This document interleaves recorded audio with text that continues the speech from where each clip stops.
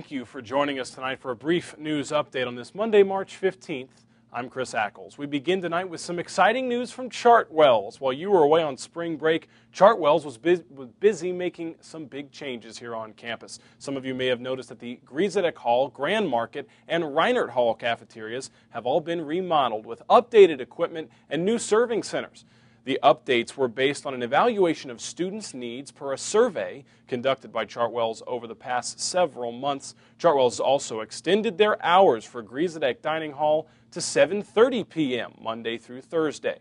Chartwells also unveiled their new website today, which can be seen at www.billiken-dining.com.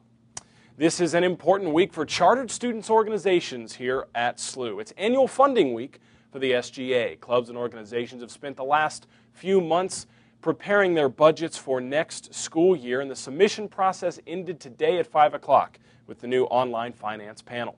Over the next few weeks, SGA's Finance Committee will discuss each budget individually, then bring forward a recommendation to Senate in April. Every penny of every budget must be approved by the Senate at their annual funding meeting on April 17th. In national news, President Obama made a strong push to accelerate health care reform today, speaking this time to seniors in Ohio. With a fresh sense of urgency, President Obama sought to reassure seniors about the health care legislation approaching. A final vote will come up in Congress soon. He pledged that it would make preventive health care costs free and close the gap in Medicare prescription drug coverage. This is the president's third trip out of Washington as he has tried to build up national support for the long-stalled health care legislation. You may remember a few days ago when a California man claimed that the accelerator pedal on his Toyota Prius malfunctioned, which caused him to race along the highway at speeds around 94 miles per hour and requiring the help of the police to stop his car. Today, Toyota has released the initial findings of its investigation of the California man's Prius. Those initial findings show that strong indications that the driver's account of the March 8th event is inconsistent with those preliminary analysis. Toyota said the statement that the accelerator pedal was tested and found to be working completely normal, and a backup safety system also worked properly. The automaker said the front brakes showered severe wear and damage from overheating, but the rear brakes and the parking brake were in good condition. The Obama administration has plans to send a large overhaul of the No Child Left Behind education law to Congress on Monday, arguing that the current legislation has pushed schools to lower their standards to meet federal requirements. The 8-year-old law was one of the signature policies of the Bush administration early in his administration. It set up a regimen of state readings and math tests for students in 3rd through 8th grades intended to identify failing schools. However, critics have said the Bush administration never properly funded the effort and that the states needed more flexibility in meeting those goals. During his weekly radio address on Saturday, President Obama said his administration's proposed overhaul will set a high bar, but if we also provide educators the flexibility to reach that bar. Well, that 8 a.m. alarm clock may always hit you hard in the morning, but today it hit a little harder than usual. Sunday began the daylight savings time in the United States as everyone sprung forward 1 hour. It's just past 6 o'clock here in the studio, and the sun is still shining here in St. Louis. We'll remain on daylight savings time until we fall back in early November. We will take a short break, and when we come back, Chief Meteorologist David Koeller is here with a look at weather. Don't go away.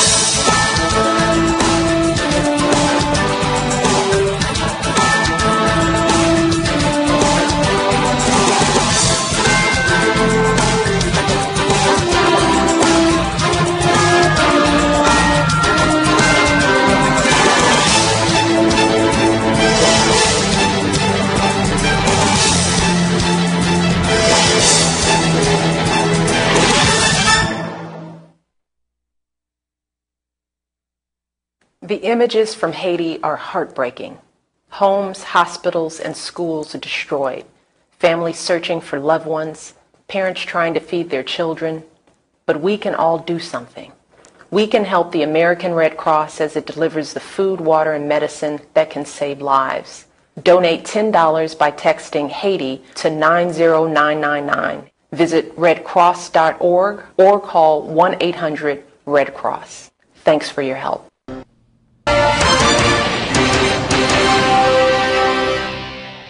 Welcome back to SLU News 22. Along with David Koeller, I'm Chris Ackels. David, just getting back from spring break, and boy, is it warm here in St. Louis. Yeah, it's certainly starting to feel like spring out there. We got into the 50s today, and we're going to continue to see some very warm temperatures over the next several days. Outside right now, the sun is still shining, as Chris mentioned earlier, although it will be setting here shortly. It is 51 degrees outside. It's 51 degrees outside. We have a dew point around 39 degrees and light winds, and with those warm temperatures, there's relatively little in the way of a wind chill. Pressure is 30.16 inches, and it is rising. Temperatures across the region this afternoon were in the 50s. Here in St. Louis, we're still at 51. Off to the east, it's a little cooler. They were in the clouds for the majority of the day, but to our north, they saw quite a bit of sunshine, and it warmed up into the 60s. We'll take a closer look at that in just a moment. For the overnight, temperatures will continue to fall into the 40s to a low around 40 degrees tomorrow morning. Mostly cloudy skies, however, it is not going to be as cold as it has been for the past several days. The high today here at SLU was 51 degrees. Out at Lambert, they saw a high of 54. The normal is 55, so we're getting closer to that normal. And as we've seen some very well below normal temperatures over the past several weeks. As I said earlier, off to the north, there was quite a bit of sunshine, so they made it up into the 60s across parts of Iowa and Wisconsin. And we'll be seeing some of that weather in the next couple of days as this area of high pressure to our north continues to build in, and that'll help to clear out the skies as we head through the day tomorrow. Here is your forecast for Tuesday. When you wake up, 42 degrees with partly cloudy skies, a very mild morning. By noontime, temperatures will have warmed up to 54 degrees with a high of 60 tomorrow afternoon with partly cloudy skies and light winds. Temperatures falling back to around 53 degrees by tomorrow evening. Here is your 7-day forecast for Tuesday. Once again, a high of 60, 59 on Wednesday, but then we really start to warm up on Thursday with a high of 64 and a high of 65. By Friday, that's 10 degrees above average, and then a chance of rain as well as a cool down enters the forecast for the weekend. So this first week back from spring break does look very much like spring with some 60s in there. Yeah, no, I noticed some rain in the forecast. This is Severe Weather Awareness Week, am I right? It is SLU's Severe Weather Awareness Week. The actual Missouri Severe Weather Awareness Week occurred last week. Okay. But since we're on break last week, we decided to hold it this week. All right, that sounds good. Tables in the BSC, correct? Correct. It'll be down by ABP, I believe. Okay. Hope you get a chance to stop by. When we come back, we'll take a look at the March Madness brackets and Billiken Sports.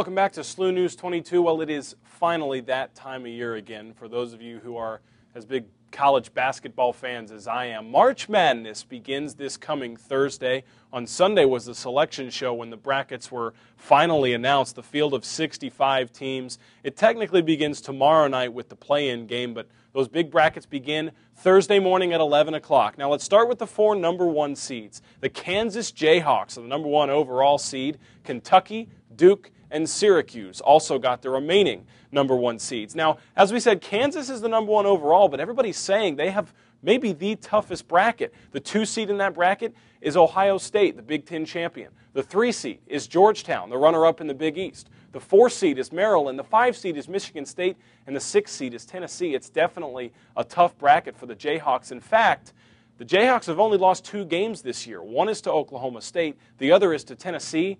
Both of those teams are in their bracket. So it'll be a tough road to the Final Four for Kansas. Kentucky's bracket is also tough, with West Virginia, the Big East champion, at number 2, and Atlantic 10 champion Temple at number 5. Kentucky will also have a challenging second-round game. They will either play the Longhorns of Texas or the Demon Deacons of Wake Forest in the second round. Of course, that's assuming they beat the number 16 seed in the first round. Syracuse also has a tough second-round game. It'll either be the Gonzaga Bulldogs or the Florida State Seminoles. That's the 8-9 matchup out east, where Syracuse is the 1 seed. The bracket also includes Kansas State at number 2 and Pittsburgh at number 3.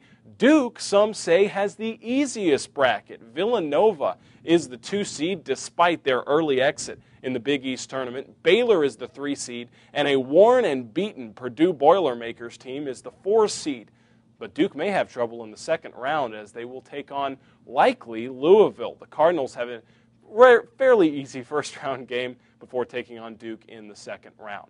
Now, as far as the bubbles, 3 teams got in at the last minute. One of them is the Tigers of Mizzou. Missouri is happy to get in. They're a 10 seed in the Midwest region. Utah State is happy to get in. They are a 12 seed. Notre Dame at first was questionable, but they got a 6 seed, as did the Marquette Golden Eagles. As for teams that were on the bubble and walked away from Sunday disappointed, at the top of that list, the Illini from University of Illinois. They thought they may have it there at the end. They were left out of the tournament. They'll be an NIT team this year. So will UConn. They were a Final Four team last year, but Beheim's team was left home this year. So was Rhode Island. They did not make the tournament. They'll be an NIT team as well. The Atlantic 10 ended up with 3 teams in the tournament. SLU-TV and KSLU will be hosting a March Madness marathon all day Thursday. It begins at 11 a.m. and ends at 11 p.m. Hopefully you'll get a chance to tune in. Now, here on St. Louis's campus, the Billikens were disappointed not only to be left out of the NCAA tournament, but also to be left out of the NIT. They thought they would have a chance to host a game there. Instead, St. Louis is the number 1 overall seed in the CBI. I hope you've heard of it. It's the College Basketball Invitational. They'll be taking on the bottom seed. That's Indiana State. It's a home game at Shea Fitz Arena Tuesday night at 8 o'clock. Also in SLU Billikens news, the soccer team finally has a new head coach. Dan Donegan left for Rutgers early in January. The search is finally over, and the Billikens have settled, well, not just settled, but they have picked up Mike McGinty. He is a 11-year assistant coach at the University of Virginia. Virginia is the current national champions of the NCAA. McGinty is known for his recruiting, and he has said that he is honored to be here in St. Louis. He believes that the Billikens have a chance to make a run for the national title as early as next fall. Today was the first day of spring workouts for the men's soccer team. They're telling us it's certainly a step up in conditioning. The boys have already begun working on their 2010 season under the new head coach. In more Billikens news, we want to invite you to get out and support the baseball team here at St. Louis. They take on Indiana State on Tuesday afternoon at 3 o'clock. Then they take on Illinois Evansville on Wednesday at 3 o'clock. So get out there and support Billikens baseball. We do want to remind you that, again, on Thursday, I mentioned this earlier, Thursday, SLU-TV and KSLU will be having an all-day event, a March Madness marathon. Coverage begins at 11 a.m., goes all the way to 11 p.m. So during commercial breaks of those games on Thursday, while you're not listening to Gus Johnson, flip on over to Channel 22. That'll be a lot of fun. Certainly sounds like it's going to be an entertaining time. Oh, yeah. It always is. Sounds like you have quite a bit planned for Thursday. It always is. So tune in if you get a chance. All right. Well, on that note, we're going to take a look at the weather forecast for the rest of the week, including Thursday and the March Madness event. For tomorrow, high of 60 degrees. Very nice day, mostly cloudy though. Clearing out for Wednesday, Thursday, and Friday. Thursday, a high of 64, 65 Friday. Cold front does come through Friday night with a chance for rain and maybe some thunderstorms, cooling us down to below average once again for the weekend and the start of next week. Well, it'll be good weather. It'll be an exciting week on campus, right? Certainly going to be an exciting week, a nice week to get outside, that's for sure. Absolutely. Maybe get a little football in the quad, basketball in the rec center. Definitely. Something like that. So, well, check out our website at SLU-TV.slu.edu. We hope to see you here on Thursday for the March Madness Marathon and for news again at 6 o'clock. For David Koeller and for everybody at SLU-TV, thank you for joining us. Good night.